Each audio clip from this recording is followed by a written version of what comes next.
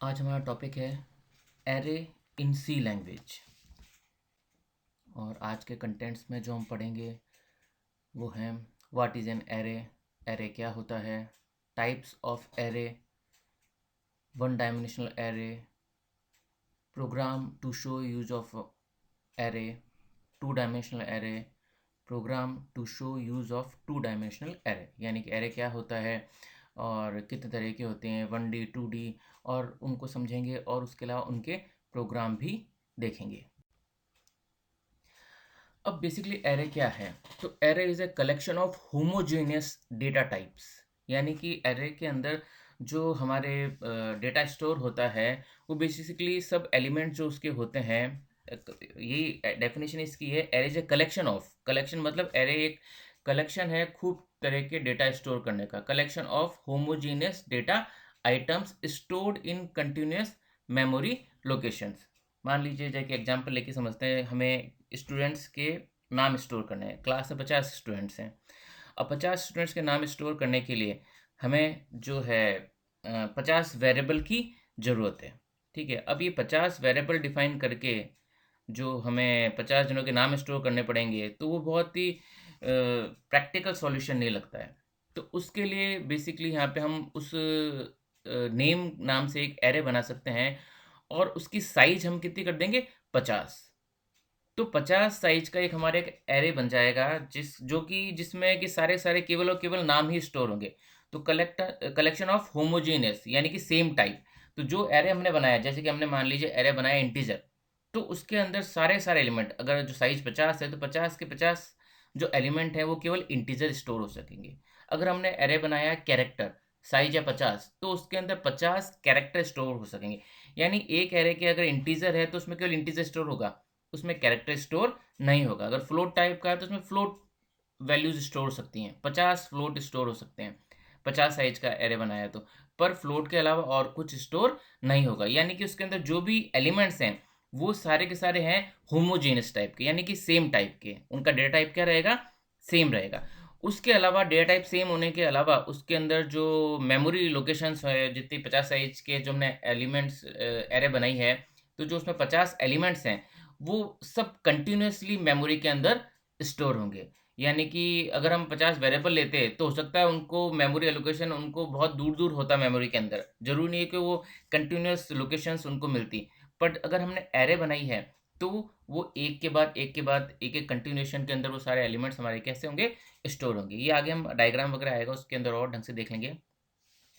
अब जब हमने कहा 50 साइज का हमने एक एरे डिफाइन किया है ना? 50 साइज का एलिमेंट जो एरे है हमारा, उसके हर एक 50 जो हैं अलग-अलग एलिमेंट्स, है ना?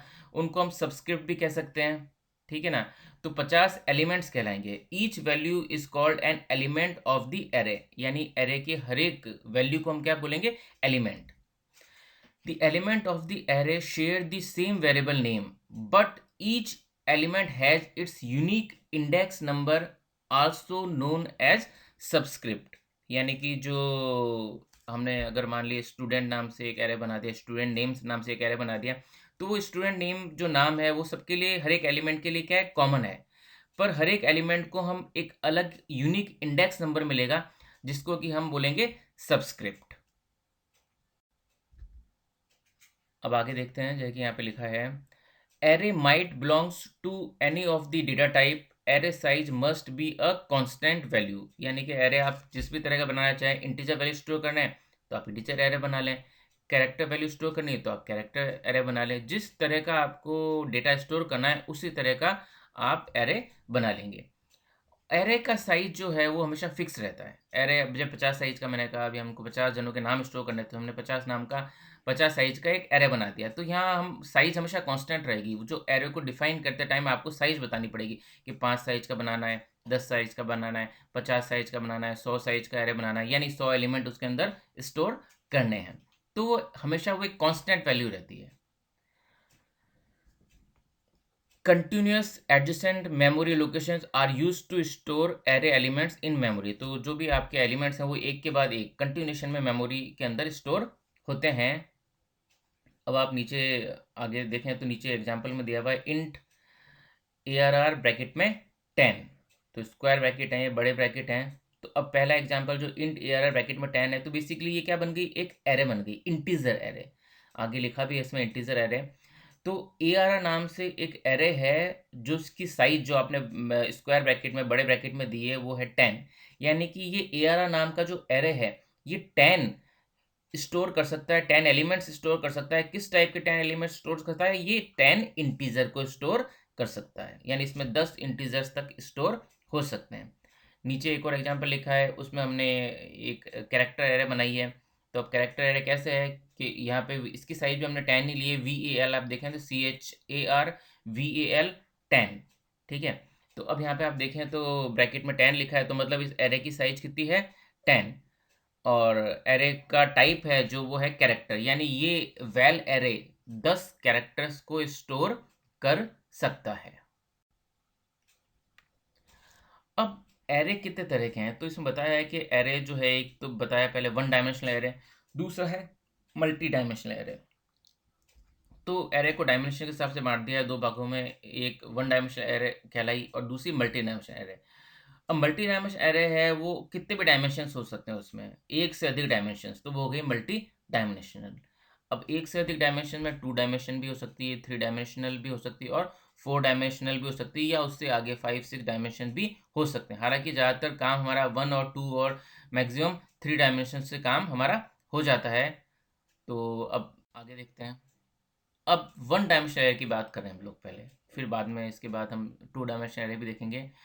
एरे को इनिशियलाइज कैसे करना है, तो एरे इनिशियलाइजेशन, तो उसका सिंटैक्स बताएं यहाँ पे। तो आप देखें ब्लू कलर में लिखा है डेटा टाइप। तो जैसे कि हमने वहाँ पहले एग्जांपल में लिया था इंट, तो यहाँ पे आ गया इंट। ठीक है, मतलब डेटा टाइप आ जाएगा इंट, कैरेक्टर, फ्लोट, डबल, कुछ भी। उसके बाद एरे का नाम, तो ARR नेम लिखा है, यहाँ एरे का नाम आ जाएगा, आप किस नाम से एरे बनाना चाहते हैं। फिर स्क्वायर ब्रैकेट में जो ग्रीन कलर में लिखा हुआ है ARR_साइज, तो यहाँ पे एरे का साइज आ जाएगा। उसके बाद इक्वल टू का साइन लगाया, फिर कर्ली ब्रैकेट में लिखी हमने रेड कलर में वैल्यू 1, वैल्यू 2, वैल्यू 3, वैल्यू 4।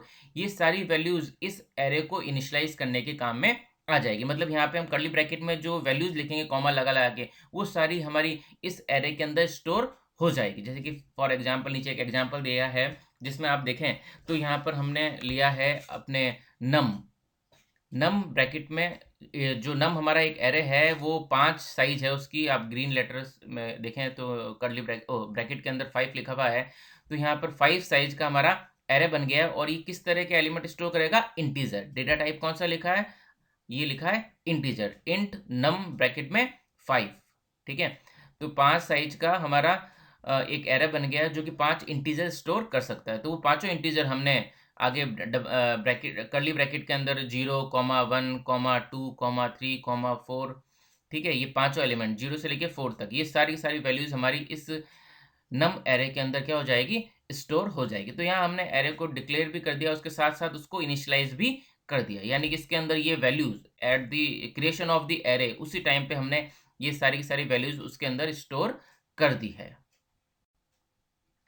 अब यहाँ पे एक और एग्जांपल देख लेते हैं, इसको डायग्राम की मदद से देख लेते हैं। यहाँ पे हमने एरे डिफाइन किया है n नाम से। एरे का नाम क्या है, n, और इसका डेटा टाइप क्या है, इंट। तो INT इंट n, और इसकी साइज क्या है, 9। यानी ये 9 एलिमेंट्स आपके वो जो है ये स्टोर कर सकता है। तो 9 इंटीजर इसके अंदर स्टोर हो जाएंगे। तो 9 इंटीजर 9 वैल्यूज हमने कर्ली ब्रैकेट के अंदर इसके दे दी है। तो जो है कि यहाँ पे दिया है, आप देखें तो 40, 55, 63, 17, 22, 68, 89, 97, 89, ये 9 वैल्यूज इसके अंदर आपकी स्टोर हो जाएंगी। तो यही अब डायग्राम की तरह बताया है। यहाँ पे एक आप देखें तो एरे का बॉक्स बना दिया है। यहाँ पे पहला बॉक्स जो है उसके अंदर 40 लिखा है और उसके ऊपर लिखा है n ब्रैकेट में 0। यानी कि पहले एलिमेंट को हम कैसे एक्सेस कर सकते हैं या उसको कैसे वैल्यू को उसको काम में ले सकते हैं, तो n ब्रैकेट में 0। तो ये 0 जो है ये इसका सबस्क्रिप्ट है, ये इसका इंडेक्स है। पहला एलिमेंट जो एक्सेस करना है जिससे हमको 40 वैल्यू मिलेगी, उसके लिए हमें n ब्रैकेट में 0 लिखना पड़ेगा। अगर उसी तरह नेक्स्ट एलिमेंट को एक्सेस करना है तो उसके लिए हमें n ब्रैकेट में 1 लिखना पड़ेगा, n ब्रैकेट में 2, n ब्रैकेट में 3, 4, 5, 6, 7, 8 तक, क्योंकि इसका इंडेक्स कहां से स्टार्ट हो रहा है, 0 से। और 9 एलिमेंट है तो ये लास्ट इंडेक्स कहाँ तक जाएगा आपका 8 तक। जैसे कि आप नीचे की तरफ भी देखें तो नीचे लिखा हुआ भी है एरे का लेंथ है 9 और इंडेक्स फर्स्ट इंडेक्स कहाँ से स्टार्ट हो रहा है 0 से, लास्ट इंडेक्स कहाँ पे है 8। तो यही बताया यहाँ पे, आप नीचे की तरफ भी देखें तो 0 1 2 3 जो इंडेक्स लिखे हैं एरे इंडेक्स वो 0 से लेके 8 तक आपके इंडेक्स यहाँ पर जा रहा है। तो टोटल ये 9 एरे आपके स्टोर करेगा जिनका इंडेक्स कहाँ से स्टार्ट होगा 0 से 8 तक। यानी अगर पहली वैल्यू को एक्सेस करना है तो इंडेक्स उसका क्या लगाना पड़ेगा आपको 0, आखिरी वैल्यू को एक्सेस करना है तो इंडेक्स क्या लगाना पड़ेगा उसका 8।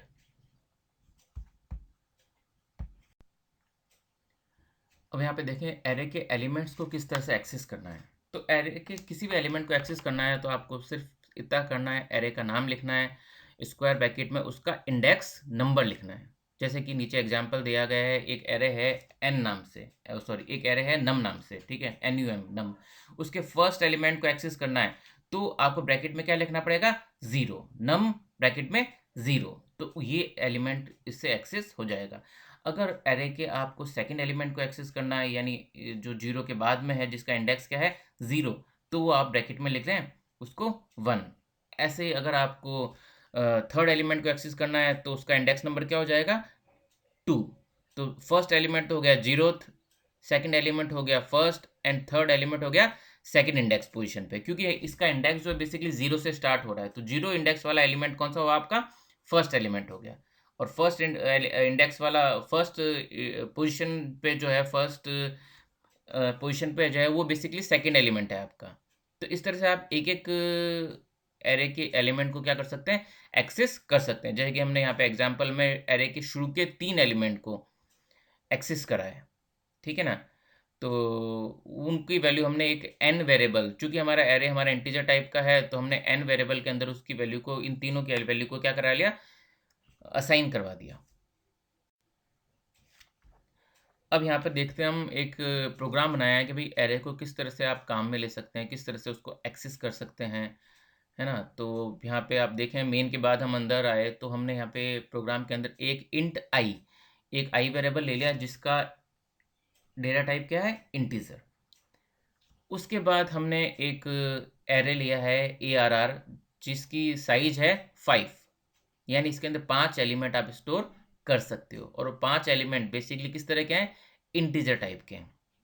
तो हमने इक्वल टू का निशान लगा के कर्ली ब्रैकेट के अंदर वो 5 वैल्यूज़ भी दे दी हैं जो हमने इनिशियलाइजेशन टाइम में स्टोर कर दी। इसमें 10 20 30 40 50, यानी कि इसके अंदर कितनी वैल्यू स्टोर हो गई टोटल 5 वैल्यू स्टोर हो गई हैं जो 10 से लेके 50 तक की सारी वैल्यूज़ हैं। अब ये वैल्यूज़ को हमने इस बार जो एक्सेस किया है वो एक फॉर लूप के थ्रू किया है, क्योंकि ये इंडेक्स ये तो केवल 5 ही एलिमेंट्स हैं, ये साइज़ केवल 5 ही है ना। अब ये साइज़ 50 भी हो सकती है, 500 भी हो सकती है, 5000 भी हो सकती है। तो अगर इतनी बड़े साइज़ के एरे को हमें एक्सेस करना पड़ेगा तो हमें लूप काम में लेना पड़ेगा। तो फॉर लूप हमने चलाया।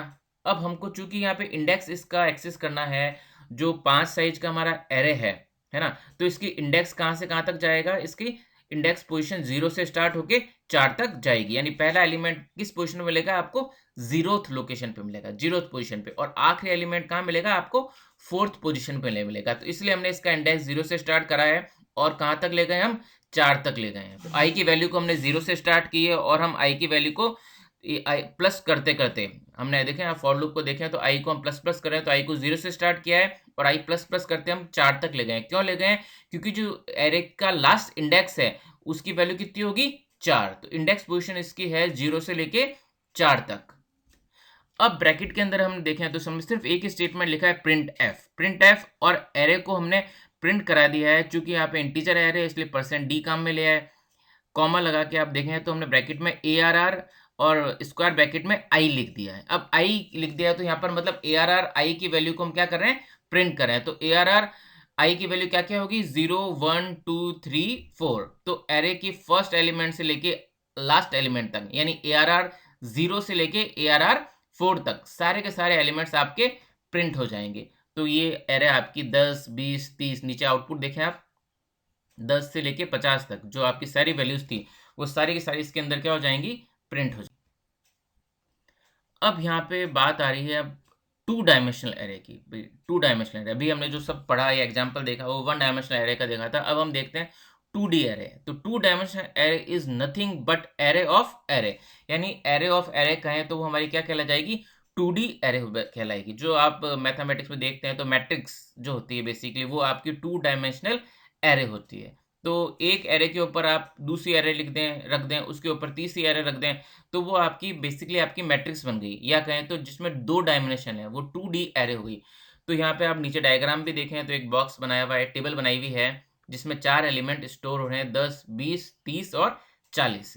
तो फर्स्ट रो जो है इसकी, उसमें कौन-कौन से एलिमेंट हैं? 10 और 20 जो रेड कलर में है, और सेकंड रो में 30 और 40। तो एक एरे तो हो गई ऊपर वाली 10 और 20 की, और दूसरी एरे हो गई 30 और 40 की। तो ये दो एरे से मिलके आपकी क्या बन गई है? 2 बाई 2 की मैट्रिक्स, या कहें 2D एरे, जिसकी साइज क्या है? 2 बाई 2, यानी 2 रो और 2 कॉलम। तो इसी को हमने यहाँ पे एग्जाम्पल के तौर पे भी दिखाया है। तो आप देखें तो ARR नेम नाम से हमने एक एरे डिफाइन किया है, एक 2 डायमेंशनल एरे डिफाइन किया है। अब चूंकि इसमें रोज और कॉलम दोनों बताने पड़ेंगे, तो साइज में हमें 2 एलिमेंट बताने पड़ेंगे। तो पहला 2 तो बता रहा है रो को कितनी रो है, और दूसरा 2 बता रहा है कितने कॉलम्स हैं। तो टोटल कितने आपके एलिमेंट्स हो गए? इसमें 4 एलिमेंट्स हो गए, 2 रो 2 कॉलम में 4 एलिमेंट हो गए।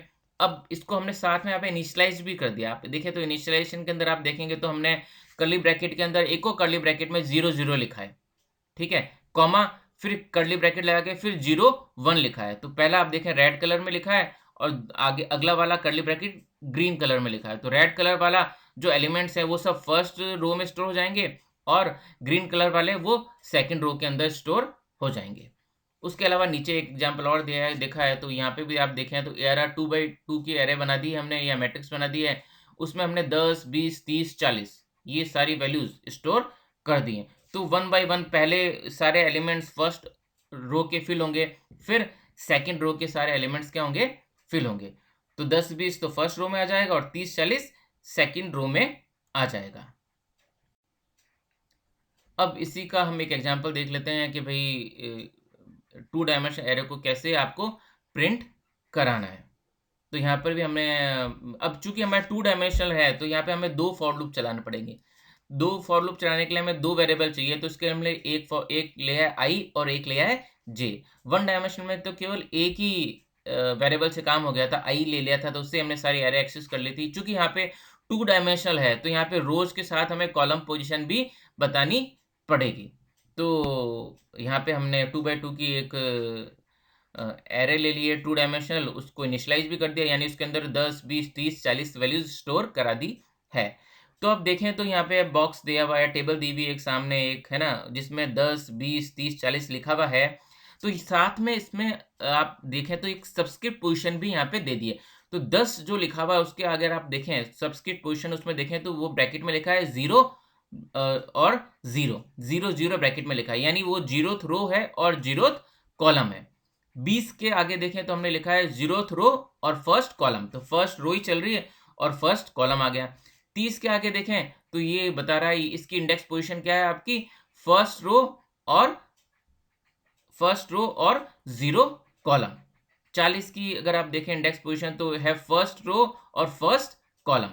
चूंकि इसमें हमारा जो इंडेक्स है 0 से स्टार्ट होता है, तो पहले जो एलिमेंट था वो हो गया 0 0, यानी 0 रो 0 कॉलम, और लास्ट एलिमेंट है वो हो गया 1 फर्स्ट रो फर्स्ट कॉलम, जहां पे हमने 40 स्टोर किया हुआ है। तो हमें यहाँ पे 2 लूप चलाने पड़ेंगे, एक रो के लिए एक कॉलम के लिए।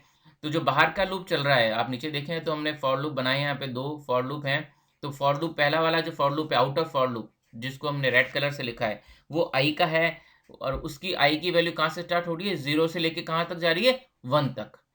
I प्लस प्लस हो रहा है, तो I की वैल्यू कहाँ से स्टार्ट हो रहा है? इंडेक्स 0 से स्टार्ट हो रहा है, और कहाँ तक जाएगा वो? 1 तक जाएगा। ऐसे ही J का लूप स्टार्ट हो रहा है, J का लूप भी कहाँ से स्टार्ट हो रहा है? चूंकि इंडेक्स हमारा जो कॉलम का इंडेक्स है, जो हमारा है कॉलम्स जो है कितने हैं? कॉलम 2 हैं, ठीक है। तो उसके इंडेक्स कहाँ से लेके कहाँ तक जाएगा? 0 से लेके 1 तक जाएगा। तो इसको जे भी हमने 0 से स्टार्ट करा है और कहाँ तक ले गए? 1 तक ले गए हैं। तो जे भी 0 से लेके 1 तक जा रहा है, आई भी 0 से लेके 1 तक जा रहा है। तो अब ये जब लूप चलेगा तो एरे के अंदर हमने यहाँ पे आप देखें तो जो इनर फॉर लूप है उसमें प्रिंटफ लिखा है, प्रिंटफ %d बैकस्लैश t, उसके बाद कॉमा लगा के ARR I और जे लिख दिया है। तो ये क्या करेगा, आपका फॉर लूप चलेगा, जो एआरआर की वैल्यू 0 0 पे प्रिंट करेगा पहले, फिर 0 1 वाले एलिमेंट प्रिंट करेगा, फिर 1 0 वाला एलिमेंट करेगा, फिर ये 1 1 वाला एलिमेंट प्रिंट करेगा। तो इस तरह से आपके 10 20 30 40 ये चारों एलिमेंट्स आपके कंप्यूटर के स्क्रीन के ऊपर प्रिंट हो जाएँगे। तो आपको ध्यान रखना है, जब भी आपको 2D अरे बनानी है, उसको एक्सेस करना है, उसमें एलिमेंट स्टोर कराने हैं, तो आपको 2 फॉर लूप चलाने पड़ेंगे। इस तरह से अगर मान लीजिए 3D अरे होगा, तो वहाँ पे आपको 3 लूप चलाने पड़ेंगे।